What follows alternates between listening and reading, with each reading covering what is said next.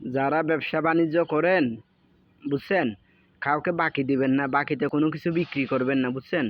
যদি আপনি বাকিতে যদি কোনো কিছু বিক্রি করবেন তাহলে ও কাস্টমার আপনাকে কয়দিন পর আর চিনবে না। এজন্য যারা ব্যবসা বাণিজ্য করেন খুব সতর্ক থাকবেন, অ্যালার্ট থাকবেন, কাউকে বাকি দিবেন না, বুঝছেন।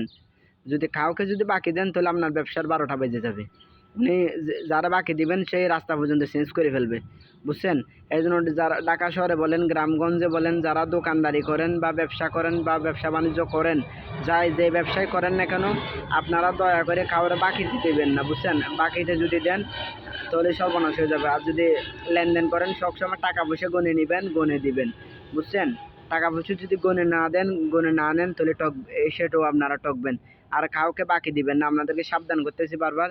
যারা ব্যবসা বাণিজ্য করেন কাউকে বাকি দিবেন না। লেনদেনের সময় টাকা পয়সা গনে নেবেন, গনে দিবেন, টাকা পয়সা দেখে শুনে নেবেন, বুঝছেন। অনেক সিটার বাটপার আছে, সিরা টাকা ঢুকাই দেয়, তারপরে জাল টাকা ঢুকাই দেয়, তারপরে যে 2 নাম্বারই করে, সিটার বাটপারি করে। এই জন্য আপনারা সাবধান, ব্যবসা বাণিজ্য যারা করেন খুব সাবধানতার ভাবে করবেন।